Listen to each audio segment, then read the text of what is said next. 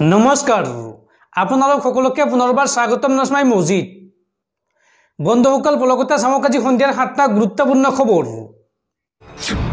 প্ৰথমটো খবৰ স্মাৰ্টফোন ব্যৱহাৰকাৰীলৈ ভাল খবৰ হাজু হক 6G ৰ আনন্দ লবলৈ বিশ্বৰ প্ৰথমটো 6G ডিভাইচ মুকলি কৰা হৈছে 100 Gbps পৰ্যন্ত স্পীড লাভ কৰিব 6G ডিভাইচত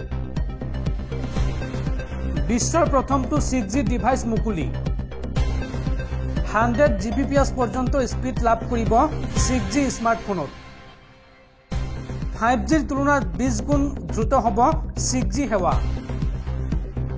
300 ফুট পৰ্যন্ত ঠাই কভাৰ কৰিব এই ডিভাইচে জাপানত 6G ৰ সফল পৰীক্ষণ সম্পন্ন হৈছে আৰু শীঘ্ৰে মোবাইল ফোনত 6G সেৱা প্ৰচলনৰ বাবে আৰম্ভ কৰিব কাম-কাজ পৰৱৰ্তী খবৰ কৰোনাৰ ভ্যাকচিন কোভিশিল্ডৰ সাইড ইফেক্টৰ চৰ্চা চলি থকাৰ মাজতে এই সন্দৰ্ভত আহিছে আন এক ডাঙৰ খবৰ হঠাৎ বিশ্বজুৰি বজাৰৰ পৰা নাইকিয়া হল কোভিশিল্ড ভ্যাকচিন বজাৰৰ পৰা সকলো ভ্যাকচিন উঠাই ললে এষ্ট্ৰাজেনেকাই বিশ্বজুৰি বজাৰৰ পৰা ক্ৰমান্বয়ে কমি গৈছে কৰোনাৰ ভ্যাকচিন বিশ্বজুৰি কোভিড-19 ভ্যাকচিন প্ৰত্যাহাৰৰ কাম আৰম্ভ কৰিছে এষ্ট্ৰাজেনেকাই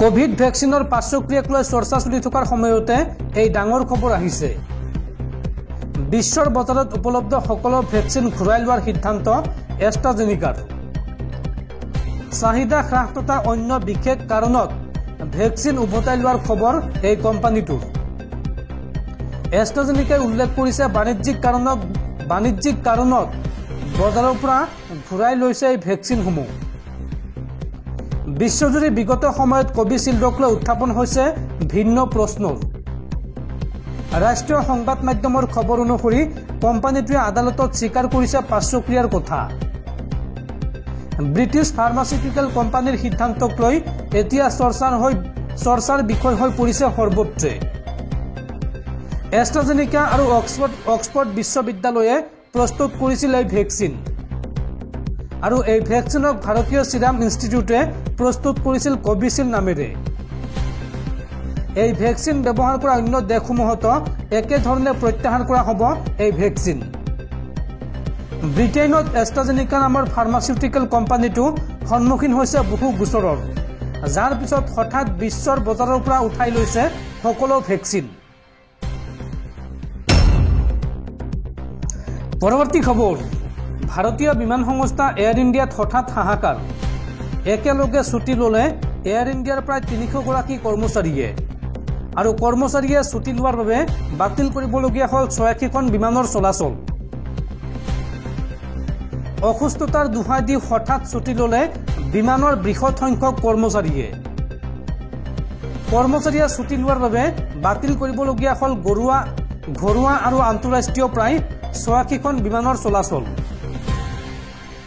এয়াৰ ইণ্ডিয়া আৰু এয়াৰ ইণ্ডিয়া এক্সপ্ৰেছৰ 86খন বিমানৰ চলাচল বাতিল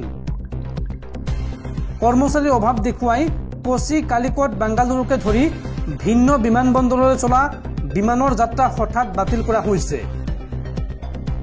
হঠাৎ অসুস্থতা দেখুৱাই নোটিছ অবিহনে ছুটি ল'লে কেবিন ক্ৰুৰ প্ৰায় 300 গৰাকী কৰ্মচাৰীয়ে উল্লেখযোগ্য যে শীঘ্ৰে একত্ৰীকৰণ কৰা হ'ব এয়াৰ ইণ্ডিয়া আৰু এয়াৰ ইণ্ডিয়া এক্সপ্ৰেছ যাৰ বাবে কেইবাগৰাকী কৰ্মচাৰীয়ে হেৰুৱাব পাৰে চাকৰি এয়াৰ ইণ্ডিয়া আৰু এয়াৰ ইণ্ডিয়া এক্সপ্ৰেছ একত্ৰীকৰণৰ বিৰোধিতা কৰি আহিছে এই কৰ্মচাৰীসকলে আৰু দৰমহাৰ গাঁথনিক লৈও কৰ্মচাৰীসকলৰ মাজত অসন্তুষ্টি থকাৰ সন্দেহ প্ৰকাশ কৰা হৈছে বিমানৰ চলাচল বাতিল কৰিবলগীয়া হোৱাত যাত্ৰীসকলৰ ওচৰত ক্ষমা প্ৰাৰ্থনা এয়াৰ ইণ্ডিয়া কৰ্তৃপক্ষৰ বন্ধুসকল তাৰপিছত 4 নম্বৰ খবৰটো জনোৱাৰ আগতে আপোনালৈ এটা সৰু ৰিকুৱেষ্ট যদি তালৈকে এই ভিডিঅ'ত লাইক কৰা নাই তেন্তে প্লিজ এটা লাইক কৰি দিয়ক আৰু এনেকুৱা ধৰণৰ নতুন ভিডিঅ' পাবলৈ চেনেলটো সাবস্ক্ৰাইব কৰি কাষত থকা বেল আইকনটো প্ৰেছ কৰি ৰাখক পৰৱৰ্তী খবৰ ভাৰতীয় বতৰ বিজ্ঞান কেন্দ্ৰৰ আগজাননী আগন্তুক 48 ঘণ্টাত অসমৰ 26খন জিলাত হ'ব প্ৰচণ্ড ধুমুহা বৰষুণ আৰু প্ৰচণ্ড ধুমুহা বৰষুণৰ লগতে বজ্ৰপাতৰ সম্ভাৱনা আছে এই আগজাননী দিছে বতৰ বিজ্ঞান কেন্দ্ৰই আজি অসমৰ 26খন জিলালৈ ইয়েলো এলাৰ্ট জাৰি ধাৰাসাৰ বৰষুণৰ লগতে হ'ব পাৰে ধুমুহা বজ্ৰপাত। প্ৰতি ঘণ্টাত 40 পৰা 50 কিলোমিটাৰ বেগত বলিব পাৰে ধুমুহা। বৰঝাৰস্থিত আঞ্চলিক বতৰ বিজ্ঞান কেন্দ্ৰৰ এই সতৰ্কবাণী। আগন্তুক 48 ঘণ্টালৈ অধিক বৰষুণৰ সম্ভাৱনা 26খন জিলাত। এই আগজাননী দিছে বতৰ বিজ্ঞান কেন্দ্ৰই। পৰৱৰ্তী খবৰ, IPL জুৱাৰীৰ বিৰুদ্ধে এইবাৰ কঠোৰ হৈ পৰিছে অসম আৰক্ষী। জুৱা খেল দেখিলেই আপুনি খবৰ দিয়ক আৰক্ষীক। এতিয়াৰ পৰা জুৱাৰীৰ বিৰুদ্ধে আপুনি মোবাইলতে দিব পাৰিব অভিযোগ। আপোনাৰ বাবে অসম আৰক্ষীয়ে মুকলি কৰিছে 3টাকৈ বিশেষ ফোন নম্বৰ। এতিয়াই লিখি ৰাখক এই নম্বৰ কেইটা। জুৱা খেল দেখিলে আপুনি খবৰ দিয়ক আৰক্ষীক। এতিয়াৰ পৰা জুৱাৰীৰ বিৰুদ্ধে আপুনি মোবাইলতে দিব পাৰিব অভিযোগ। আপোনাৰ বাবে অসম আৰক্ষীয়ে 3টাকৈ বিশেষ ফোন নম্বৰ মুকলি কৰিছে। IPL জুৱাৰ বিৰুদ্ধে যোৰহাট আৰক্ষীয়ে লৈছে কঠোৰ পদক্ষেপ। যিকোনো IPL জুৱাৰ বিষয়ে অভিযোগ দিবলৈ যোৰহাট আৰক্ষীৰ নম্বৰ মুকলি। নম্বৰ কেইটা হৈছে ক্ৰমে প্ৰথম নম্বৰটো হৈছে 6026900672, দ্বিতীয় নম্বৰটো হৈছে 6026900673 আৰু তৃতীয় নম্বৰটো হৈছে 6026903349। এই 3টা নম্বৰৰ যিকোনো এটা নম্বৰত ফোন কৰি আপোনালোকে অভিযোগ দিব পাৰিব। উল্লেখযোগ্য যে এই মুহূৰ্তত ৰাজ্যৰ ভিন্ন প্ৰান্তত জুৱাৰ বিৰুদ্ধে অভিযান অব্যাহত ৰাখিছে অসম আৰক্ষীয়ে। পৰৱৰ্তী খবৰ, সেনাৰক্ষীৰ পুনৰ বৃহৎ সফলতা। ডুমডুমাত সেনাৰক্ষীৰ অভিযানত আটক কৰা হৈছে এগৰাকী প্ৰাক্তন আলফা সদস্যক। ডুমডুমাত অস্ত্ৰসহ আটক প্ৰাক্তন আলফা সদস্য। অস্ত্ৰ বিক্ৰী কৰিবলৈ আহি আটক হৈছে লোকজন আৰু প্ৰাক্তন আলফা সদস্যজন হৈছে ধন বৰা। এটা আমেৰিকান পিষ্টল, 12 সক্ৰিয় গুলীসহ ব্যক্তিজনক আটক কৰে আৰক্ষীয়ে। পৰৱৰ্তী খবৰ, ৰাজ্যৰ লাখ লাখ নিবনুৱা যুৱক যুৱতীলৈ ভাল খবৰ। এইবাৰ ভাৰতীয় ডাক বিভাগত খালী হৈছে 98,000 পদ। আজিয়েই কৰক আবেদন। ৰাজ্যৰ চাকৰি প্ৰত্যাশী যুৱক যুৱতীৰ বাবে ভাল খবৰ আহিছে। এইবাৰ ভাৰতীয় ডাক বিভাগত খালী হৈছে হাজাৰ হাজাৰ পদ।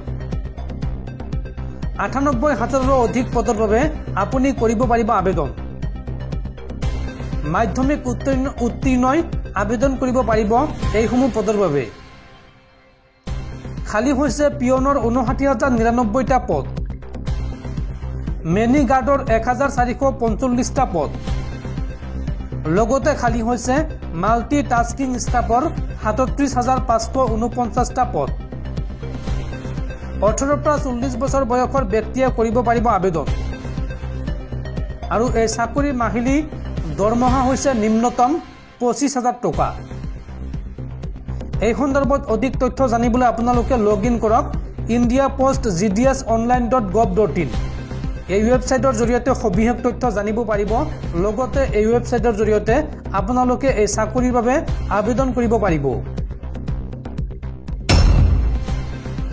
পৰৱৰ্তী খবৰ, দেশত লোকসভা নিৰ্বাচন চলি থকাৰ মাজতে পুনৰ হলঠেকত পৰিছে কংগ্ৰেছ। এইবাৰ উত্তৰ পূবৰ নাগৰিকক চাইনিজ আখ্যা দিলে কংগ্ৰেছ নেতাই। আৰু তাৰ পিছতে প্ৰধানমন্ত্ৰী মোদীৰ কটাক্ষ। দেশবাসীৰ ছালৰ ৰং চাই যোগ্যতা নিৰূপণ কৰে কংগ্ৰেছে। এই মন্তব্য প্ৰধানমন্ত্ৰী মোদীৰ। উত্তৰ পূবৰ নাগৰিকক এইবাৰ চাইনিজ আখ্যা দিলে এগৰাকী কংগ্ৰেছ নেতাই। কংগ্ৰেছ নেতা ছেম পিত্ৰোদাৰ ভাষ্যক লৈ পুনৰ বিতৰ্ক। উত্তৰ পূবৰ লোকসকল দেখিবলৈ চীনৰ নাগৰিকৰ দৰে, দক্ষিণ ভাৰতৰ লোকসকল আফ্ৰিকাৰ নাগৰিকৰ দৰে, পশ্চিম ভাৰতৰ লোকসকল আৰবৰ নাগৰিকৰ দৰে বুলি মন্তব্য কংগ্ৰেছ নেতাৰ। উত্তৰ ভাৰতৰ লোকসকল দেখিবলৈ শ্বেতবৰ্ণৰ লোকৰ দৰে বুলি মন্তব্য কৰে। এটা সাক্ষাৎকাৰত দেশৰ ভিন্নতাৰ ওপৰত ক'বলৈ গৈ এই ভাষ্য কংগ্ৰেছ নেতাজনৰ। আৰু ভাৰতৰ সকলো নাগৰিক ভাতৃ ভগ্নীৰ দৰে বাস কৰি আহিছে বুলি মন্তব্য কৰে কংগ্ৰেছ নেতাজনে। আৰু কংগ্ৰেছ নেতাজনৰ এই সাক্ষাৎকাৰৰ পাছতেই প্ৰধানমন্ত্ৰী নৰেন্দ্ৰ মোদীৰ কটাক্ষ। দেশবাসীৰ ছালৰ ৰং চাই যোগ্যতা নিৰূপণ কৰে কংগ্ৰেছে। এই মন্তব্য প্ৰধানমন্ত্ৰী মোদীৰ।